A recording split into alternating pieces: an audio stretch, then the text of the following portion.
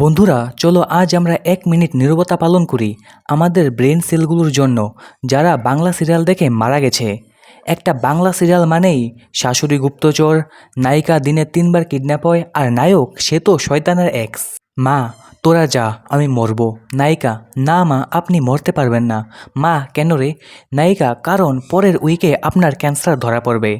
বাংলা সিরিয়ালে লোকজন রোজ বিয়ে করে, ডিভোর্স দেয়, আবার বিয়ে করে, আবার ভুলে যায় কার সাথে বিয়ে হয়েছিল। এই বাংলা সিরিয়ালে লোকজন গোপন কথা বলে ঘরের মাঝখানে দরজা খোলা রেখে, এরপর বলবে এটা কেউ জানবে না তো।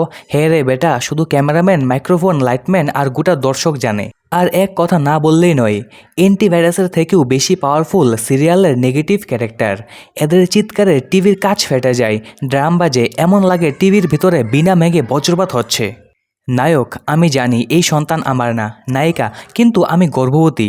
নায়ক তাহলে বাচ্চাটা কে দিল? নায়িকা চ্যানেলটাই দিল ভাই, টিআরপি বাঁচাতে।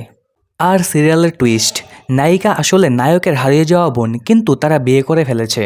বাংলা সিরিয়াল আমাদের অনেক কিছু শেখায়, কিভাবে লজিক ছাড়া বাঁচতে হয়, কিভাবে 4টে বাচ্চার মা হয়েও কলেজে ইউনিফর্ম পরে ঘোরা যায়, আর কিভাবে 3 ঘন্টার মৃত্যু দৃশ্য চুল খোলা থাকে আর মেকআপ একদম পারফেক্ট। নায়িকা তুমি কি আমাকে ভালোবাসো? নায়ক আমি তো তোমার স্বামী। নায়িকা তাহলে ডিভোর্স নোটিশ কেন?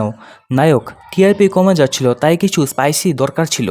নায়িকার বাচ্চা হারিয়ে গেছে, কি দুঃখের কথা রে ভাই। কিন্তু পরের পর্বে দেখা যাচ্ছে বাচ্চাটা নতুন মেকআপ নিয়ে নায়িকা রুলে ঢুকে পড়েছে। বাংলা সিরিয়াল বলে age is just a number and logic is just a rumour. সিরিয়ালে একটা কাজের লোক থাকবেই, যার কথা নেই, ডায়লগ নেই, কিন্তু ও জানে কে খুন করেছে, কে বিয়ে করেছে, কে বাথরুমে লুকিয়ে ফোন করেছে। ওই লোকটা সিআইডির চেয়েও বেশি ডেঞ্জারাস। বাংলা সিরিয়াল একটা ধর্ম, লজিক সেখানে পাপ। মেয়েরা প্রতি পর্বে 5বার অজ্ঞান হয়, ছেলেরা প্রতি সিজনে 3টা বউ পাল্টায়, আর আমরা দর্শক চোখে আইসপ্যাক নিয়ে বসে থাকি।